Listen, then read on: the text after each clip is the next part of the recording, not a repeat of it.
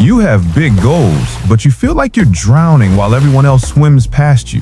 They grasp concepts in minutes that take you hours. They're getting promotions, starting businesses, and you're still on chapter 1, wondering if you're just not built for this.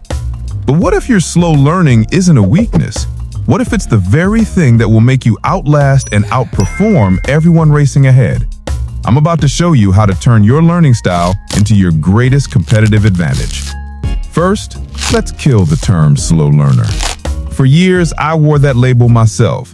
I'd watch people in meetings or lectures just get it instantly while I had to go home, read everything 3 times, and draw diagrams just to keep up. I thought I was broken. But I eventually realized that my process wasn't a bug, it was my biggest strength. You're not slow, you're thorough. You're not behind, you're building a foundation. Think of it like this. One person throws up a wooden shack in a weekend. It looks impressive from a distance, gets a lot of likes, but is gone in the first storm. Another person spends months laying a steel-reinforced concrete foundation. It doesn't look like much. People walk by and wonder if they'll ever finish, but when they start building on top of that foundation, they can build a skyscraper. That's you. While others build shacks, you're laying the groundwork for an empire. And your process gives you superpowers fast learners will never have. First, concrete knowledge. When you learn something, it sticks. This is a known learning principle called desirable difficulty. Because your brain has to work harder to understand and connect the information, it builds much stronger, longer-lasting neural pathways. You're not just memorizing, you're truly understanding. Second, you have X-ray vision. You see the details, the cracks, and the deeper patterns everyone else misses. And third, you have unbreakable resilience.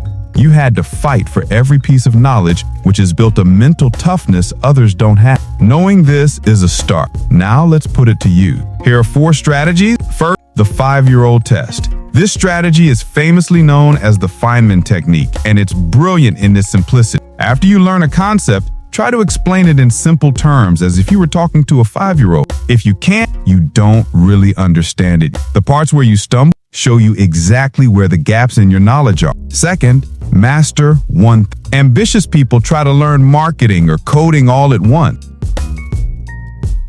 Scopic mastery. This week, don't learn marketing, master one specific customer acquisition channel. Next week, don't learn coding, master one specific function. 30 minutes of focused daily learning beats 5 hours of scattered cramming every single time. Third, build an external brain. Your brain is for having ideas, not just storing them. Use Notion, Obsidian, or even a simple notebook to capture everything you learn.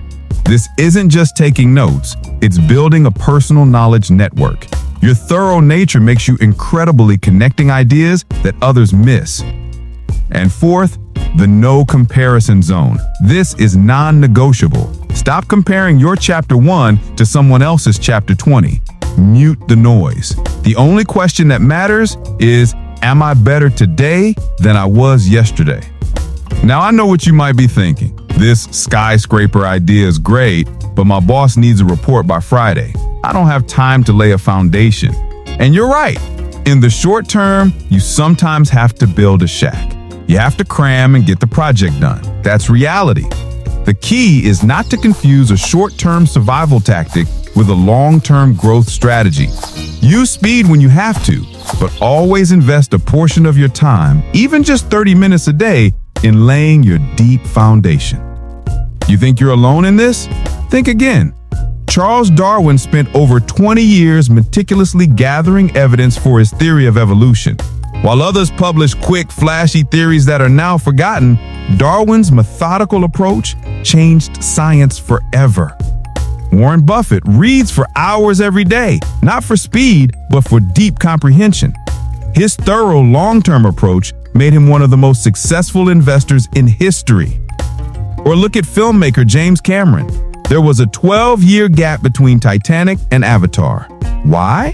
Because while others were rushing out yearly movies, he was spending a decade building the foundation, developing new camera technology, and waiting for the tools to match his vision. He doesn't just make movies, he builds worlds. Your pace isn't a bug, it's the feature that enables world-class, lasting work. Here's the truth. The world is obsessed with speed, but it forgets about velocity. Speed is just moving fast, often in circles. Velocity is making progress in the right direction. Fast learning often gives the illusion of speed, but deep learning is what builds unstoppable velocity. Your ambition and your learning style aren't in conflict. They're the perfect match. Your ambition provides the why, and your thoroughness provides the how. So stop trying to win someone else's race. The world doesn't need another shack. It needs the skyscraper only you can build. Now, do two things for me. First, comment below with your biggest deep learner superpower. Is it retention, spotting details, unshakable persistence? Let's own it. And second, if this resonated with you, hit subscribe. We're going to be exploring more on how to use your unique thinking style to your advantage. Remember, you're not behind. You're building something that will last. Thanks for watching, and I'll see you in the next one.